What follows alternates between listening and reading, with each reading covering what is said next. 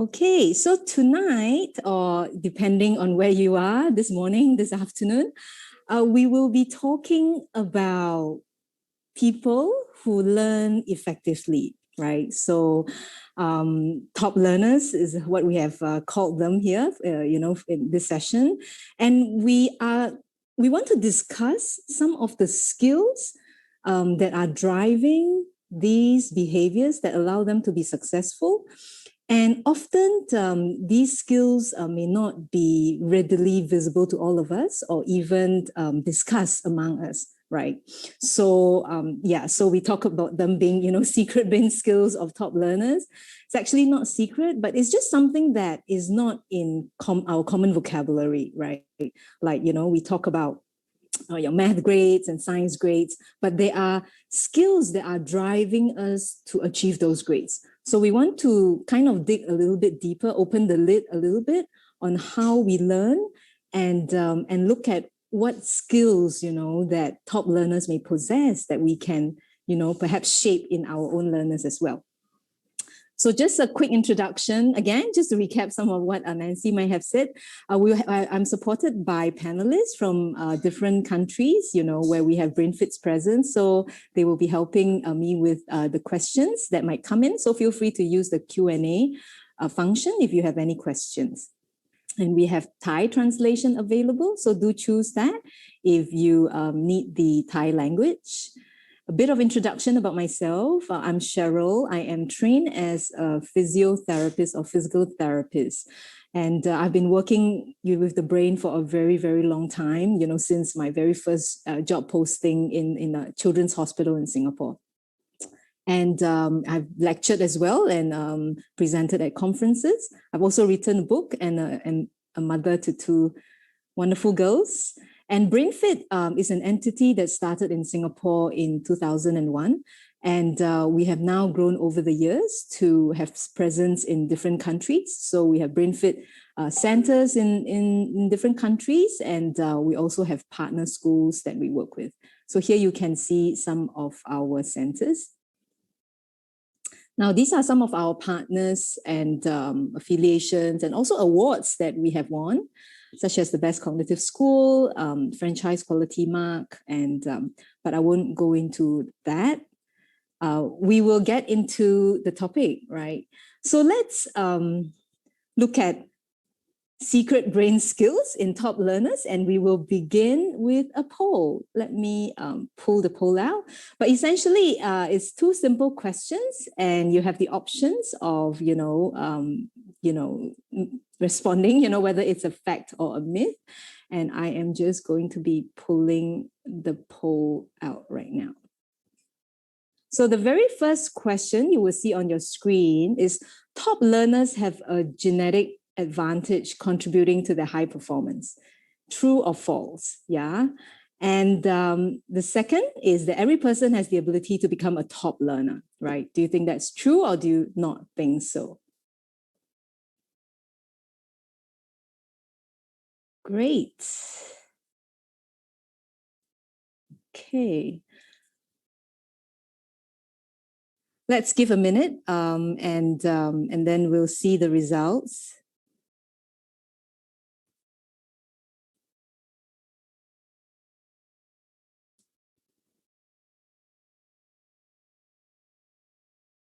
Okay, let's end the poll now and share the results. We've got about, close to 80% now who have participated.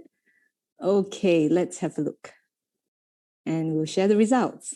So what does everybody think? Top learners have a genetic advantage contributing to their high performance. So 56%, about half, yeah, but 56% of the audience think that's true. 44% thinks, nah, maybe not. And the second question, every person has the ability to become a top learner. And we've got 90%, thinking is a fact, and 10% thinking that maybe not, all right? So let's have a look at these questions. Let me just close the poll. Let's look at the first one, yeah. Top learners have a genetic advantage contributing to their high performance. So half of our audience think that's true, half think that's not true. So when the baby is born, how do we know who will be a top learner? Or Are they all born equal? And then it just depends on what the environment is about, then that creates that end result. And the answer is that babies are not all born equal. So there is already a genetic influence from birth. Yeah. So the babies inherit the genes, all of us, right? So we inherit genes, and the genes express to form the brains that we have. So even at birth, we already have different profiles of strengths and weaknesses in our brain skills in different areas of the brain. All right. So here you can see a picture of the brain.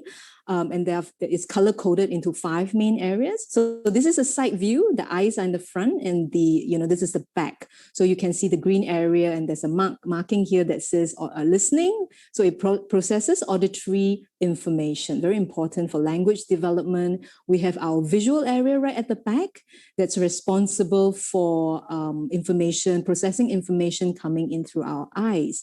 We have the movement area right at the top. We also call it the spatial area, work very closely with the vision. And then we have the focus, the CEO of the brain, executive function. These are the different names that people might call that in the front. And of course, we have our emotional processing center in the middle of the brain. So we know that at birth, we would already have a profile where we might be stronger, faster at processing a certain information compared to, processing other information, perhaps. Now, these are some more recent research that looked at what really differentiates us. Why are some people naturally just great with learning, right? We might call that intelligence, right? So for example, this particular article discussed a few studies that was conducted around 2017, right? So the title was, How Do the Brains of Intelligent People Work? So, and they were summarizing a study, right? People with a higher than average intelligence level have brains that are wired in a different way, researchers say. A new study suggests that intelligence is linked with increased connectivity between some brain regions and reduced interaction between other brain areas. So the reality is that our brains are wired differently, and this is the case from birth, right? And of course, that is not a static state, right? Whatever the baby is exposed to, or perhaps not exposed to, that kind of environmental inputs then continue to shape that original architecture that the baby first had. So we know that connectivity, like networks, right? So we think about the brain nowadays in terms of different parts of the brain cells talking to one another. So they form networks or circuits, right? So we think of that like that. And so we know that the circuitry, right, the pathways where the cells are connected are more efficient for some brains, all right? So they're stronger in some areas, certainly for the more intelligent people, weaker in other areas. And so there's a different profile. So, and they clearly see that people who scored higher on the IQ score, right, they were more capable with cognitive tasks. Their wiring was also different from the typical population. Now, that's just one finding. 2018, right, the Human Brain Project reported this.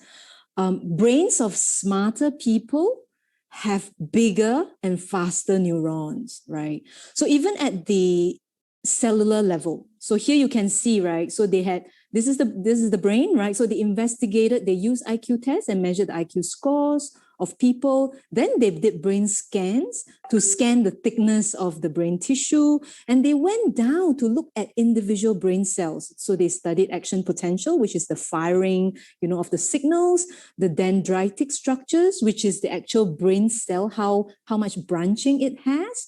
So I like to talk about the brain, to imagine it like a forest, right? So when we talk about intelligence, when we talk about top performance, fast performance, we're talking about density, right? So a dense brain, like a dense forest, right? So if you have lots of trees and branches in your forest, that's good. We want that. And we want thickness, yeah? So we want lots of branching, right, in the trees. because that creates more opportunities for pathways and messaging, and also, the connectivity of the neurons. So, and they saw that structurally there was some difference as well, in terms of the speed of transmission, the action potentials, and also the capacity of the brain cells. And so these are the differences that scientists have seen in different individuals.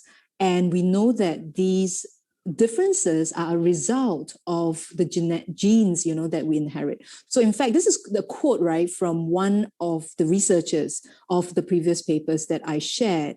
And he said this: it is possible that due to their biological predispositions, meaning a genetic kind of endowment, right? Some individuals develop brain networks that favor intelligent behaviors or more challenging cognitive tasks.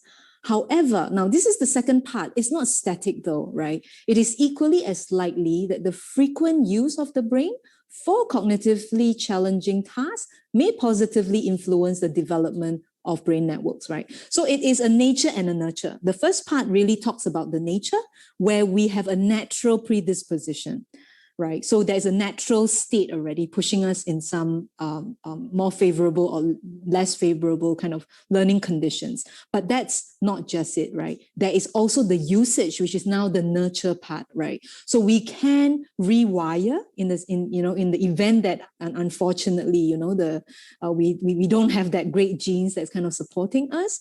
But the use of the brain can change that. Now, the change is hard though, right?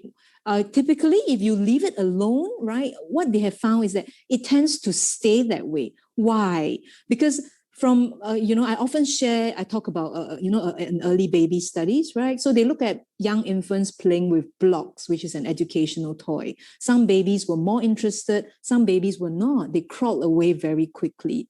So when they scanned the brains of these infants, they realized that the infants who were interested already had faster, fitter, visual areas in the brain that allowed them to, create more pleasure or understand, be able to appreciate the blocks more than the babies who didn't have this visual processing.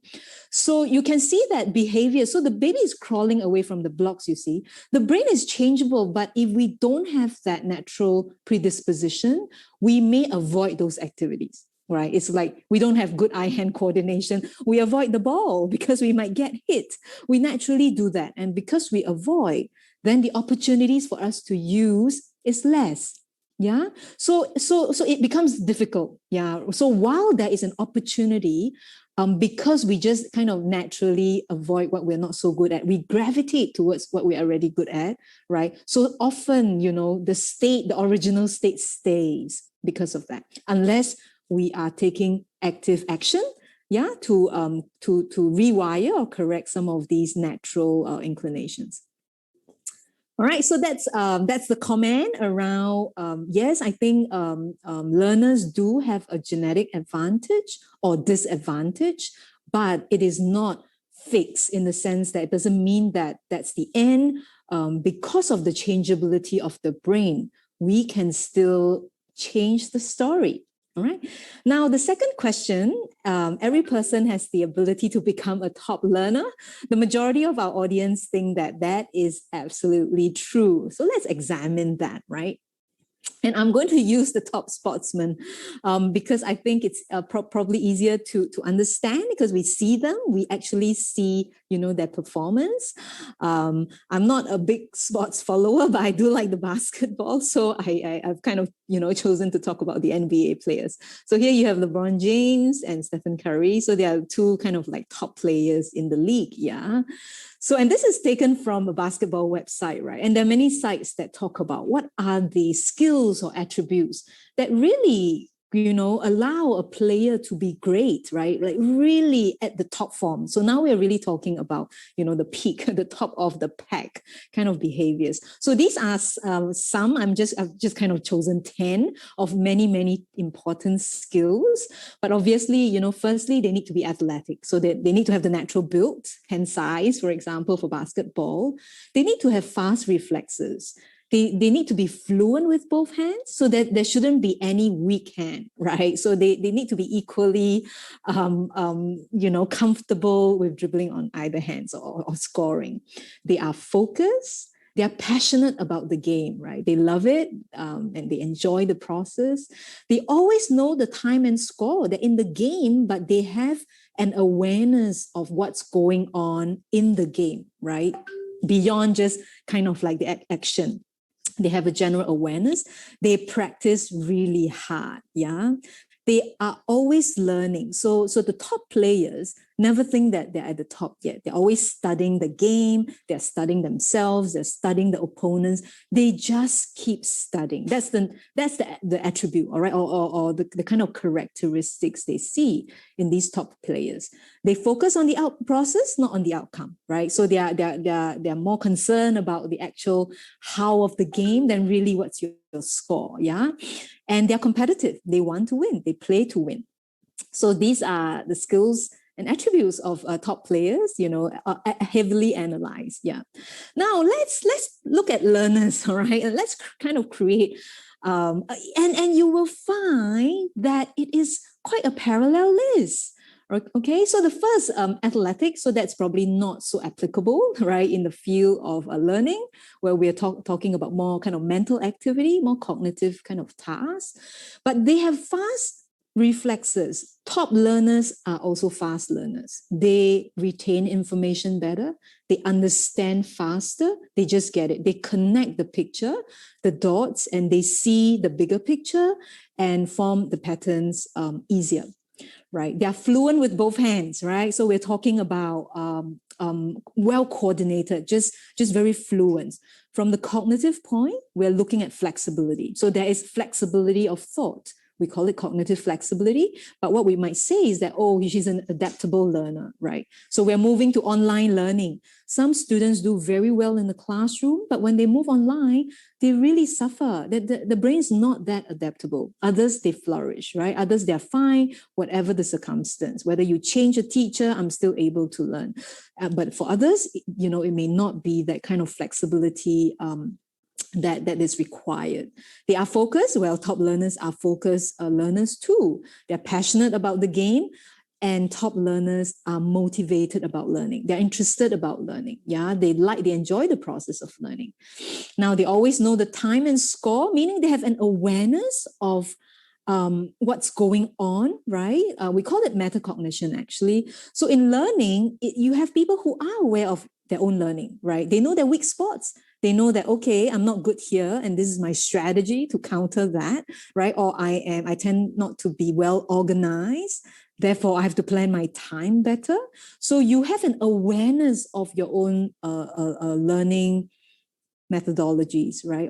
Or ways, yeah? Now they practice, right? And of course, top learners work hard as well. And when you're talking about working hard, be it for sports or for learning, you are talking about self-regulation, discipline. That means, you know what? I don't want to do this anymore. This is frustrating. This is boring, but I'm just going to keep going, right? I'm doing the 1,000th dribble, but I'm just going to keep going. Or I am going through my notes for, or going through these drills. I'm tired, but I'm just going to keep going, right? And so they're able to regulate their emotions and make themselves, stay on task. Now, they're always learning. Top learners also believe that learning doesn't stop, right? You just continue. They're curious. They learn about everything, right? You put them in a new field, they find something new to learn. They become interested. They focus on the process, not outcome. In the same way, right? Top learners may enjoy learning, not just to get the grades, right? It is the actual discovery process itself that brings them joy and pleasure. They're competitive. Yep, certainly. Some learners would want to beat others, but many top learners, I think, are trying to better themselves. This is kind of an inward competition, yeah, rather than somebody who wants to beat a team. Here, you're really trying to stretch the boundary of your thoughts. All right, so it's a very parallel list if you look at some of the traits, right, or attributes, skills that support, our performance. Now let's look a little bit deeper, right? So these are the things that we see. We see that they are fast. We see that they are practicing, but where's that coming from, right? So of course, when we talk about athleticism, right, the build and all that, we're talking about physical trait. But the rest, reflexes, that you are fluent with both hands, you're focused, you're passionate about the game, your motivational levels, you having metacognition and awareness, discipline, right? These are all brain skills, right? i.e. trainable, right? We also know that the brain is a changeable organ. We discussed that. The nurture part, it depends on what you are doing to the brain. Then you can change the structure. And of course, there's mindset, which is also changeable, right? You believe that, learning doesn't stop. You're interested in the process, not so much to get the grade, but you like the process. You believe that the brain, is the growth mindset, right? That we're all growth beings. We're here to grow and learn. Of course, they're competitive. Here you can put maybe a little bit of a character. I think some people are naturally, they don't like to compete, right? It makes them uncomfortable if they come up winning. They're concerned about the feelings of everyone. They want everyone to win or lose together. So it maybe character. And I want to mention that because oftentimes we think about these like character as well, like fixed. When we talk about it being a character, there is a tendency to have a fixed association. Like that's just the way you are, right? So sometimes we think that, oh, they are not motivated. Oh, that's a character. That's just the way they are, right? Which is why I think it's important for us to differentiate a little bit, right? Things that we can change, or maybe things that we can't change. We can't change physical trait, the size of our hands, our height.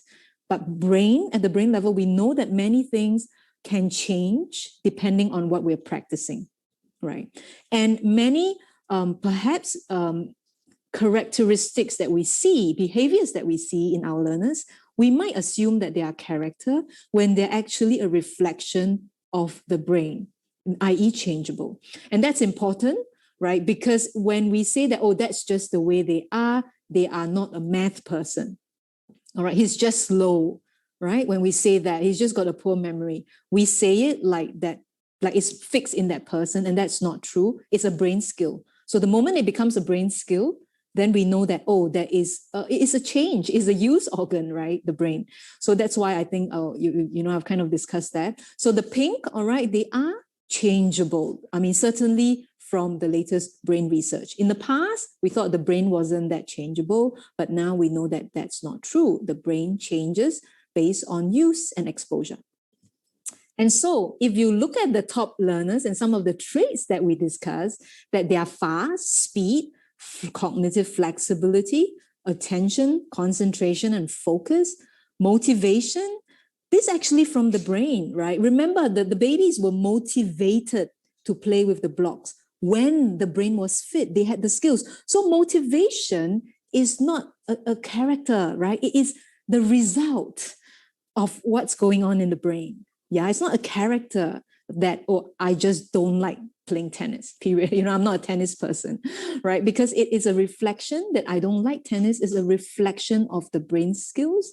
Perhaps I am not comfortable around a ball. Perhaps I don't have good spatial awareness, right? To be able to judge the direction or the speed which the ball is coming at me. Yeah.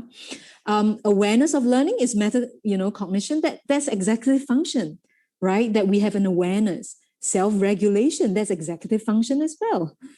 All right. And then that we believe that learning doesn't stop is the growth mindset. And also that you enjoy the learning process. It's a mindset issue. Yeah. And even, that the idea that, we can always be better is certainly a reflection of mindset, and mindset is changeable. Okay. So I think it's important, right? Then, of course, going back to the question, can every person become a top learner? Right. So we know that we have a genetic predisposition. Basically, the answer is probably yes. However, we are really talking about a brain that is very, very nicely connected up in many ways, that the neurons are transmitting messages fast, that yes, of course, we can train the neurons to transmit messages faster. We can have healthy diets that change that improve that. So we can, even at the structural level, grow brain cells. We can grow dendrites, right? We can make them branch out, grow density. Yeah. But for a top learner, right, we're talking about Albert Einstein level, right? A lot of things got to be right, right? So the baby is not a clean state, and we do have genetic predisposition, perhaps, that some people will have to work much harder, but others are very, very blessed that they just have a naturally, positive advantage, from birth. I think the more important discussion is depending on whether, where's our starting point. For some children, the starting point is unfortunately quite low. Yeah. Children who might have been diagnosed with learning difficulties, children who really struggle, right? No fault of theirs, right? Because the brain networks and the initial makeup may just not be that advantageous. These kids need to work really hard. But I think the more important point is that we may not all become LeBron James or Albert Einstein. Perhaps genetically, right? The gap is just really, really huge. And of course, we can close that, right? But to become the top, I'm really talking about the peak, yeah, the top of the pack here, right? We may not get there, but I think the most important message for all of us as teachers and parents that we all can become better though, because the brain is a changeable organ, right? So we need to be mindful of our own thinking. Maybe we think that, oh, our child is just lazy. We kind of think of it as a character. That's just the way he is. He's always messy. He's always clumsy. Now, those are all brain skills. Organization is a brain skill. Clumsiness is a brain skill, right? It's not a character. Yeah. Can you do something about it? Yes. Yeah, and we can always improve. I think that is probably the more important message. And of course, for some of us, yes, we can become LeBron James or contribute like Einstein. Yeah, but even if we can't, right, we can always come up better than yesterday. That is what we know. That's facts. All right. Now I want to dive a little bit deeper. I want to talk about the science of learning, right? We are kind of like, talking about the secret brain skills or the invisible skills. So where are these invisible skills? So we have been talking about them, and we call them invisible and secret because people just don't talk about them. Which is a big problem. When was the last time we checked our child's processing speed or cognitive flexibility? I mean, we don't talk about them. We don't think of our children like that. We think of them oh, you're just so slow. Right? They just get blamed. We just blame the behavior. We don't like it. And we stop short at that. And then we get upset, perhaps, or frustrated. I think all parents and teachers have good intention, right? But we might not be going in the right direction if we don't go into the science and understand that some of these might have drivers. Yeah. So here you can see the tree, right? So what do you see in the tree? You see the leaves and the branches. You see skills, right? And if we use the tree as, we use it, as an imagery for understanding the brain, then the leaves and the trunk and all the branching are what we can see, our skills, our performance in the form of your language scores, maybe your math results, STEAM, science subjects and arts, physical education, perhaps, how you play a sport, your classroom behaviors. Yeah. Now we have the, 21st century skills, or the important C's, your critical thinking. Are you creative? Do you collaborate? Are you a strong communicator? These are all very important skills. Yeah. For our learners, our children, our students. Are you motivated? Now, there are drivers, and we don't talk about them, and I think we should talk about them more. We didn't talk about them in the past because we did not understand them and we couldn't see them. We could only visualize a live brain in the middle of 1990s. That was when the MRI machines became invented. Before that, We could only see the top. We didn't know what happens in the roots. Yeah. So now we know. Now we know it's wired differently. Now we know, oh, you want fast neurons. Yes, speed is really important in the brain. Yeah, we know that. So these are all the processing that's happening that is creating these trees, whether the tree is flourishing, flowering, bearing fruits, or they're not. All right. Is where you're struggling to keep alive, right? Where it's hard, where things are hard, there's no enjoyment. The science of learning talk about these skills where we are really investigating, going deep below, opening up the lid, right? Trying to concretize what might be very abstract, very invisible. So here we have sensory motor processing, visual processing. Like, what does that even mean, right? Isn't that all automatic? Yes. But information, for example, just visual processing. Information might go in through your eyes, but the eyes is just a camera. There's no intelligence. The brain interprets it, right? But not everyone might interpret in the same way. We need to understand that. That is why some children might confuse between a B and a D. That vision and eyesight is fine, but the brain confuses them. We know that processing sometimes is not accurate. We know children mishear, right? Because the timing of sounds are not accurately processed to the tune of milliseconds of timing, the message goes out. The brain is not always accurate, and it creates issues up here, right? It creates frustrating moments for teachers and parents. Yeah. So it's important for us then to really understand, right? Focus, of course, we understand focus a bit more. I suppose we can see that, right? But how do we then build it? Speed, transmission of signals at the brain level. We don't check that, but it's affecting up here. We measure that. We measure everything up here, but we don't really look at the roots. Yeah. So I think over time, right, as we understand more and more about the brain, right, hopefully the schools will include building some of these processes, because that certainly has a direct impact on educational outcomes and achievement of our learners. Okay, so just diving into some of these skills, what are the important things to know? So we know that there are 5 core areas, right? So we've discussed that. So the brain is made up of billions of brain cells, this dense mishmash of trees and branches, right? A dense forest. But different areas of the forest, the trees have jobs, right? In some areas, they process spatial body information. In some areas of that forest, it makes sense of visual information, right? So they've got different jobs. So here I have another, kind of visual where all the outcomes, the trees, the leaves, right, and the trunk, they are the blue and the red, the circles on the outside, right? The things you can see, but the inside we cannot see, right? But the inside is split into 5 areas, as you can see here. Motor, visual, auditory, emotions, focus. It's just a different way of presenting, right? Now we know that within the area, it's not just the 5. That's a very, very simplistic view, right? There are skills that are developed very early on. We call them pre-academic skills.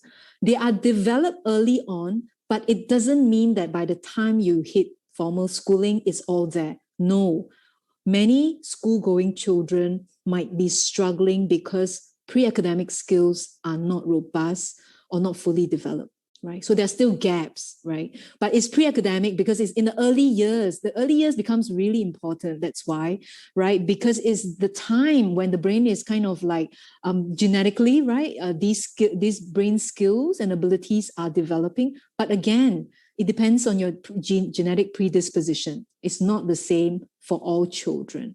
So for many, even after the early years where, by 6, where these skills are all meant to have been formed, they are not formed. They go to school becomes hard, right? And it goes on with them at university level. If you evaluate, you can see pre-academic skills still missing, and it could create challenges for individuals like that.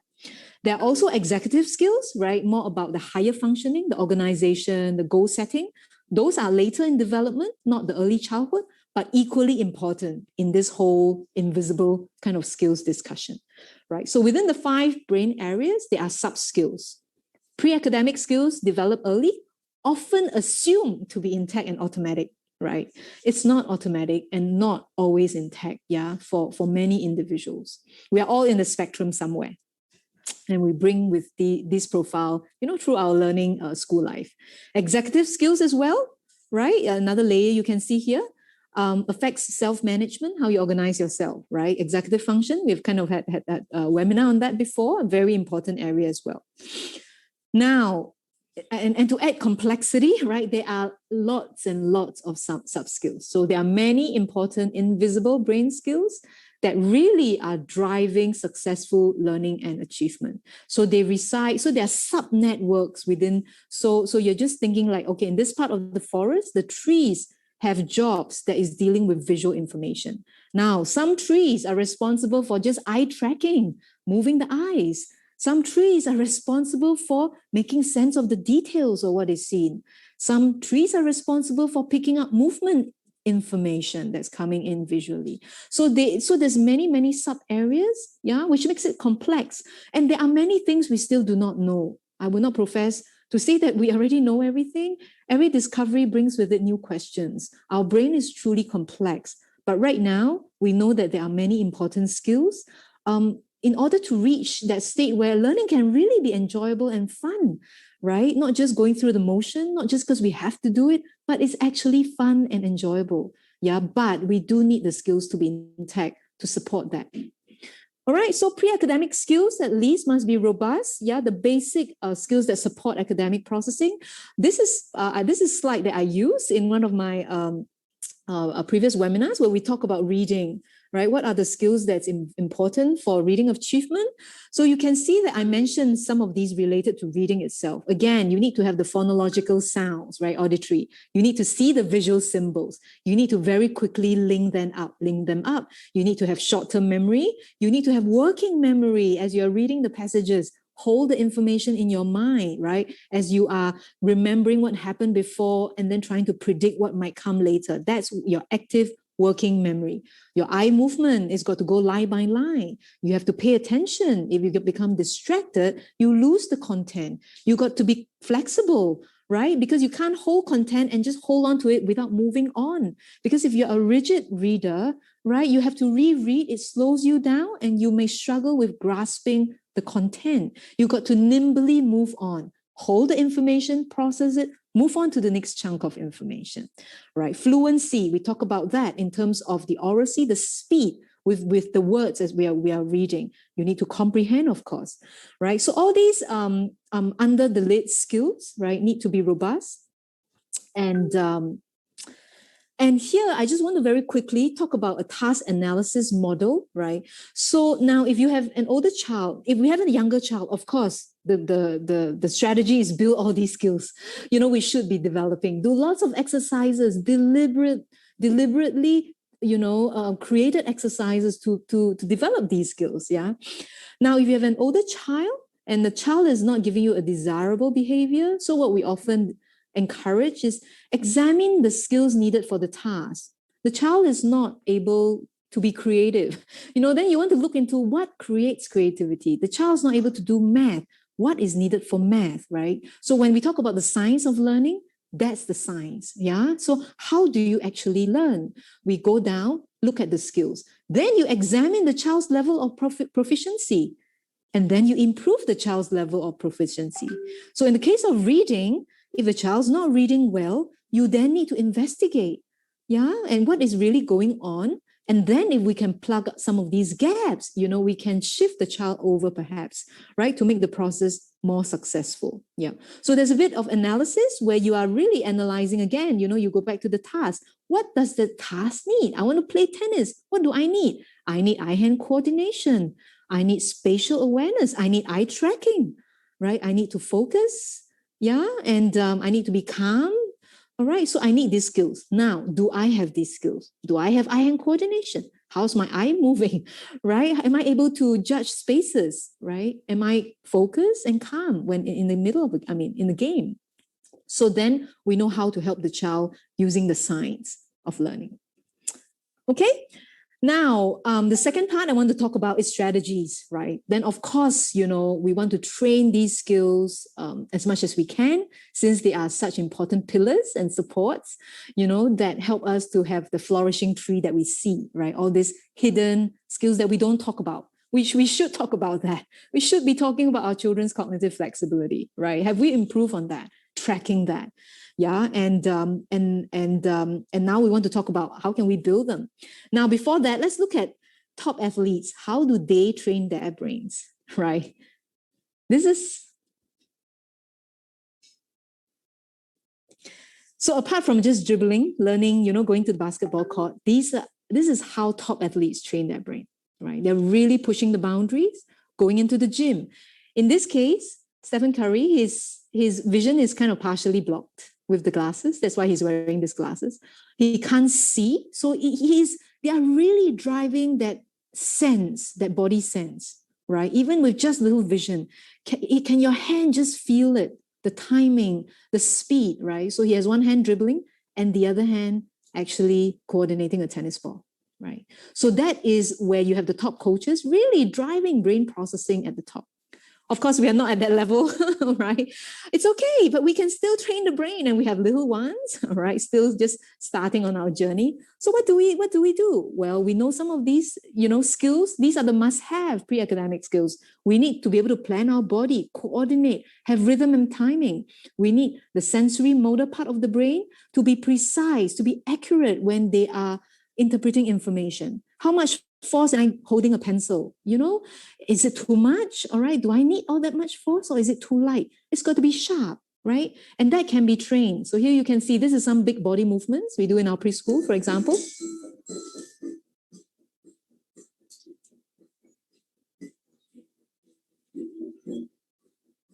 Yeah, so it's not just the jump. Jump is all right? Jump, of course, works on coordination between upper body and the lower body. But you're here looking at precision, the tune, the music, the rhythm. You're adding that kind of challenges because you're trying to drive accuracy and speed, yeah, which are the key drivers when we talk about, having a fitter brain, building up these skills that can handle kind of academics, fluently and successfully. Spatial, eye-hand coordination, processing speed. So this from our Indonesian team, just a fun video actually that shows some of the ball exercises that we use. And you can do that. Yeah, sorry, that's the wrong one. Here we go. So you might have seen this video on Instagram.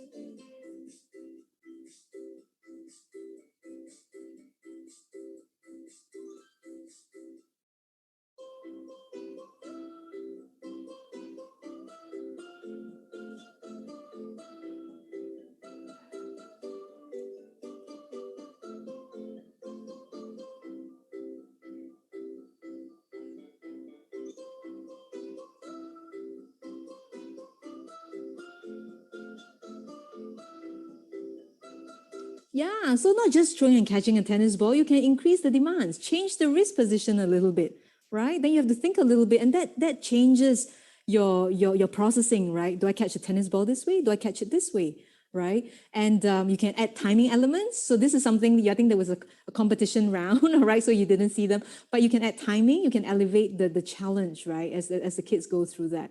But, at the kids level and at the practical level, at our human level, not at, the top athletes, these are things that we can do. And, in very young children, encourage crawling, for example, that gives that training of your, bilateral coordination, participate in different movement games that challenge the child. Include timing for more challenge, play sports that challenge different skill sets, martial arts, dance for coordination, rhythm, ball sports for eye-hand coordination, spatial awareness, for example.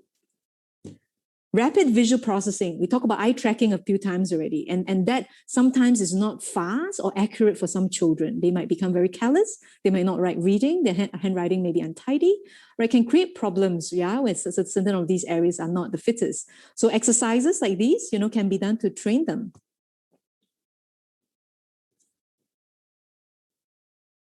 So here the child needs to click on number 35 as fast as they can. So you got to discriminate, right? So you're seeing this bunch of numbers. Are you able to see very quickly which one's number 35? And then as fast as you can, click along them.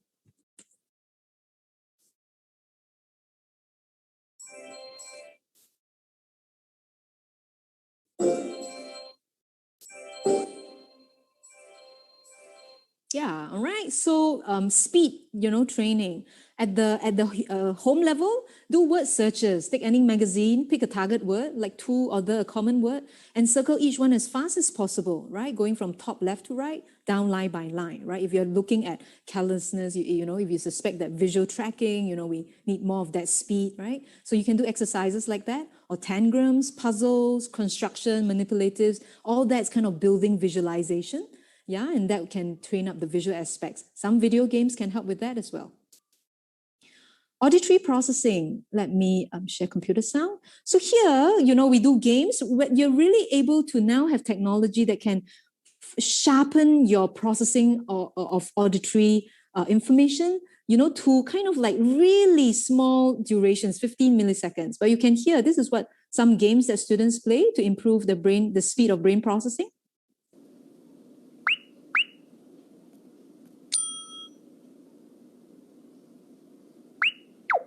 So you can hear weep whoop, all right, the tones, right? These are sweet tones that scientists kind of deliberately build, all right? They modify the acoustics to stimulate, right, that science, that processing of the entire, spectrum of sounds that's needed for language processing. And of course, by the time you're at the higher levels of the games, this is what you need to be processing.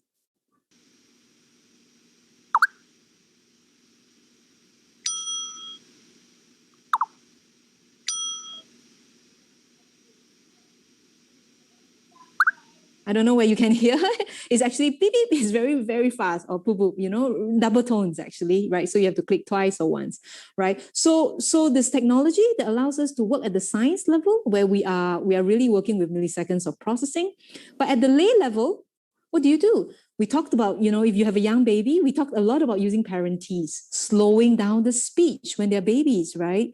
And give the rhythmic talking. Hello, baby, how are you? You are sensitizing that processing in little bits of sounds in the speech, right? That's how the pre-academic skills are being laid down very early on. Play listening games, like Simon says, right? Where they're sharpening their listening, really being precise. Play phonological games, right? Umbrella, what's the beginning sound? Where's the last sound? Umbrella, so you can do that, listening to audiobooks for older children if we need, more auditory processing to build that. Listen, not just listen, but summarize what they have heard, right? So very active listening. So this would be, some suggestions that we can have to build some of these important skills in our children. And I think that might, okay. So I have a last video, just to see some of these feedback, right? In using a scientific approach where you're going under the lid. And I'll just play this short video.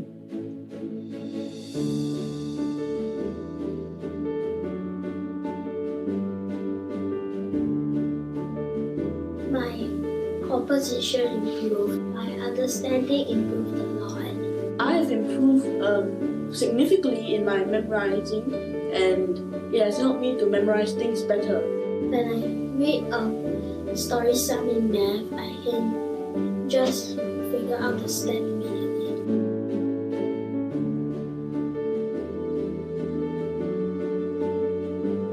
I've done much better in my science and significantly improved. My school exams grade improved a lot. Almost all my subjects were failed.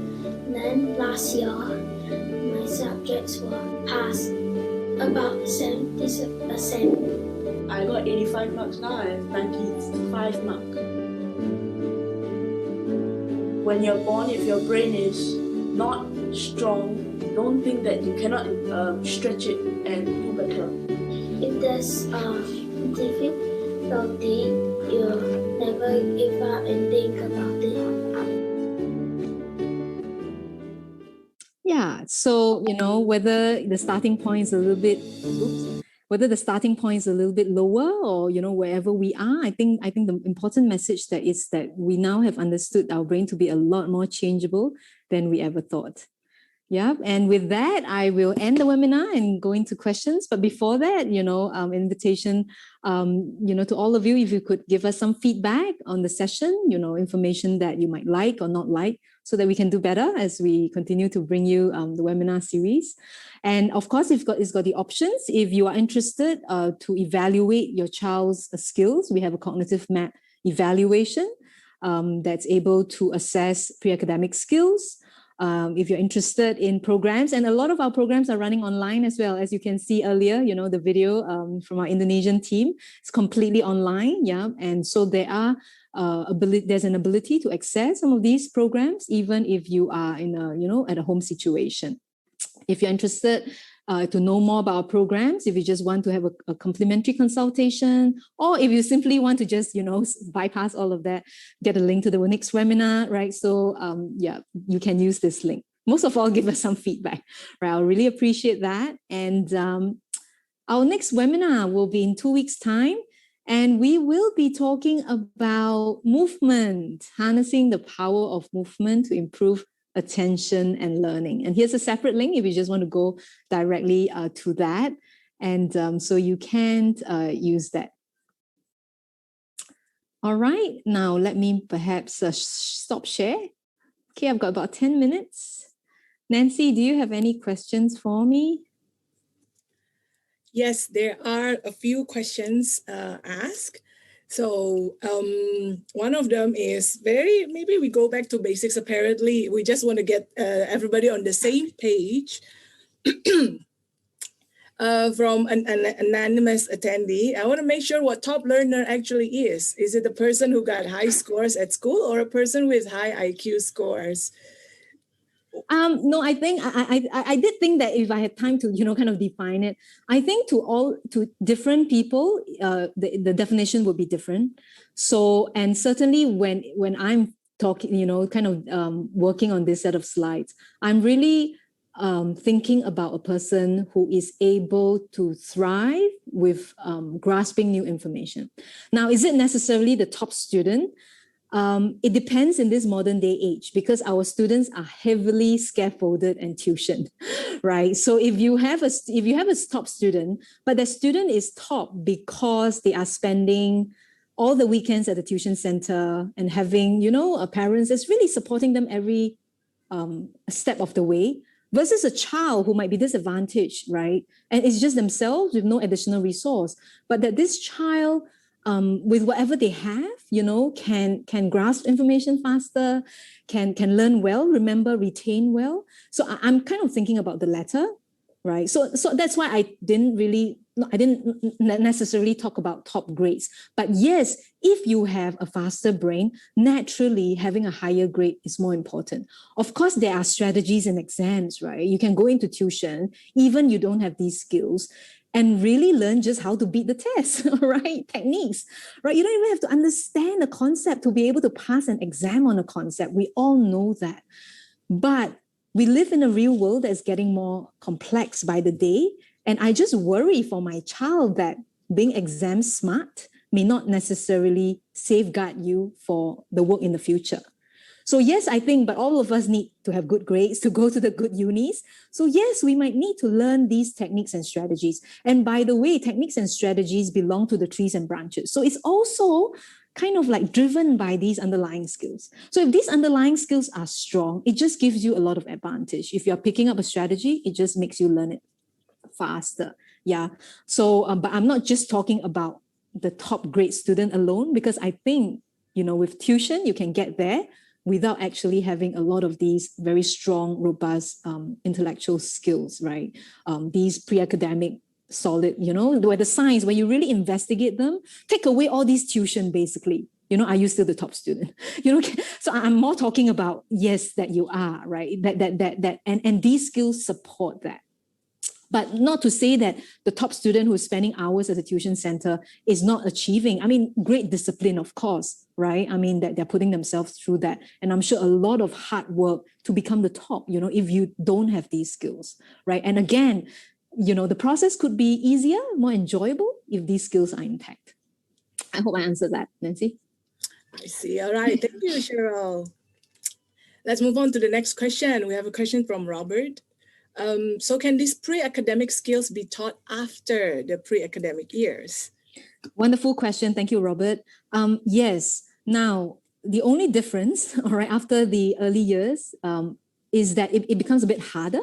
In the first 6 years or so, now 6 is a big brain milestone where a lot of these skills become kind of more set, yeah? So that's why I think formal schooling starts at 7. It's not a coincidence, right? So the first 6 years, a lot of kind of development, laying down of these foundations. But of course, not always the case. It's not automatic. It really depends on the genetic predisposition and the family environment. And remember, right, if you don't have the genes, often your parents may not have that natural genes as well. So, it's like, if I don't like sports, my parents may not like sports. So the chance of me being exposed more to sports become even lower, right? So nature and nurture does go together.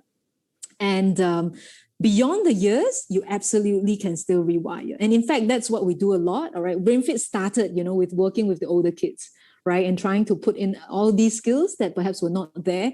And over time, we just thought that, wow, let's just build the skills when they're young. And we started developing programs and going earlier and earlier and earlier. So now we have programs as for as young as 9 months, because we see that the end result, if you have these skills, then later on it could be easier.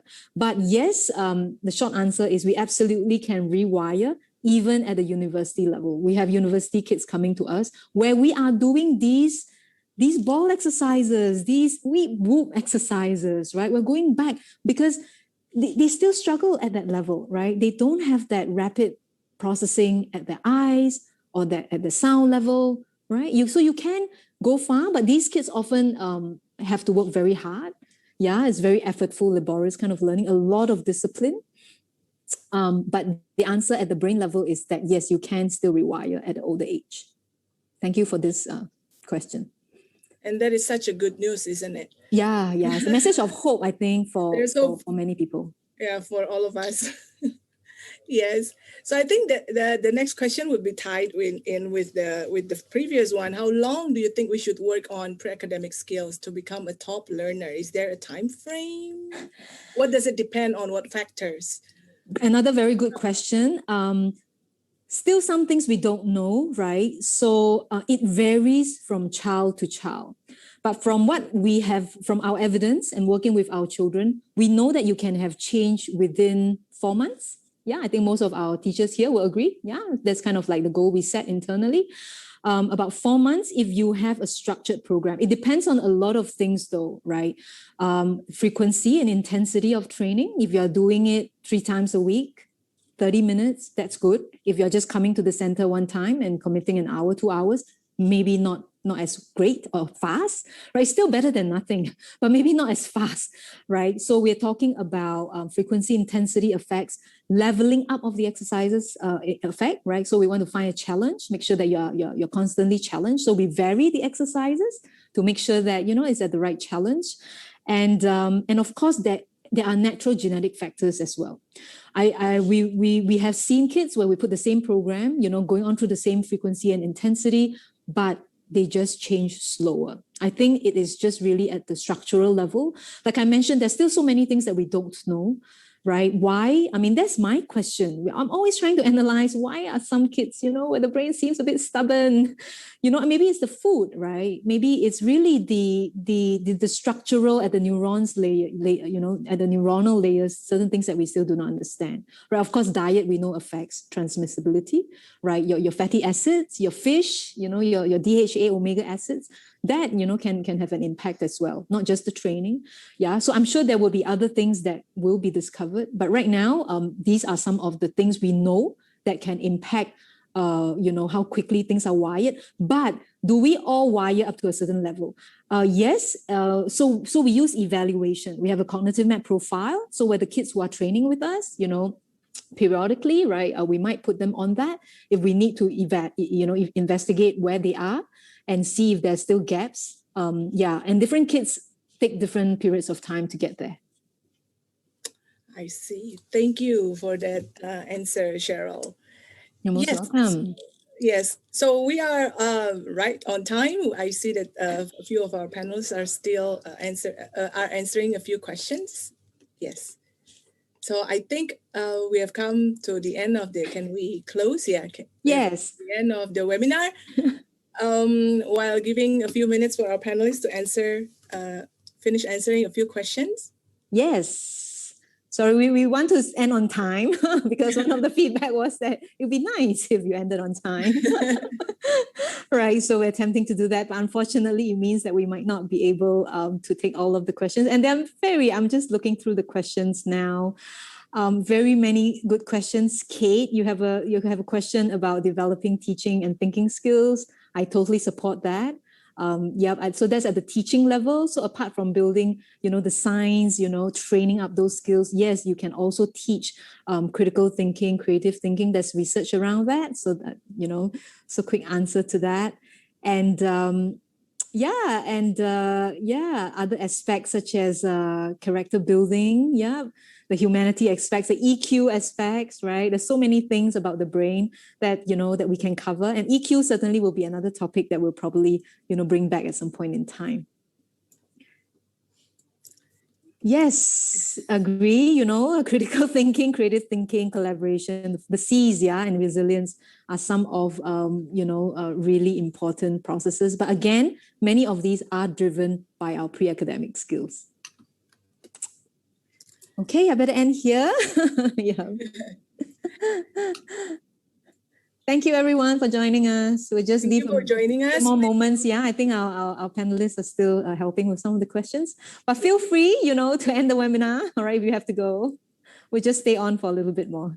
Yeah, we're going to stay on for a little bit more. Please do fill in our feedback form, and you can post a question in the feedback form as well. Then we will get back to you. Yeah, I think I just want to very quickly take a question on, if you're in a territory outside of where a BrainFit studio might be located, right? And you have expressed interest in some of our programs. We are taking down the information and trying to organize, but the big challenge for us is time zone because, our trainers may not be awake. And but we are working on that, right? And also, working with other partners might be at a closer time zone as you and making our programs more available. But yes, we are mindful that, sometimes we might not be able to offer you something immediately, but we are working on that. That is great news. Hopefully we can reach more people from different parts of the world.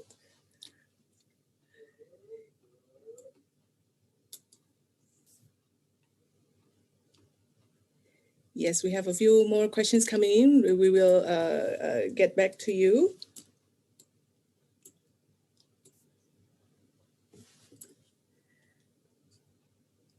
BrainFit, there's just one question about the ages.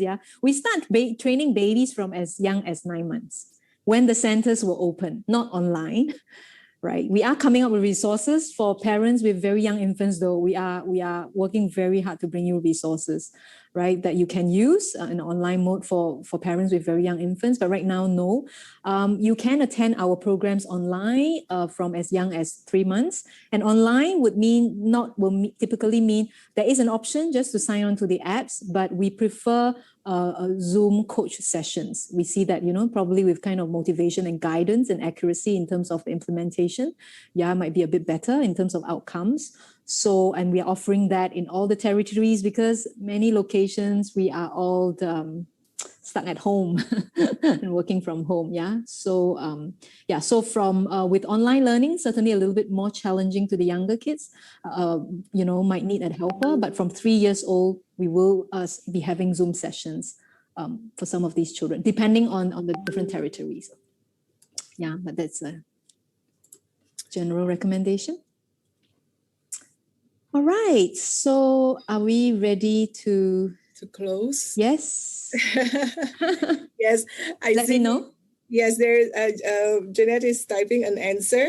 Okay, let's just wait a little bit more. Yeah, let's just wait a little bit more.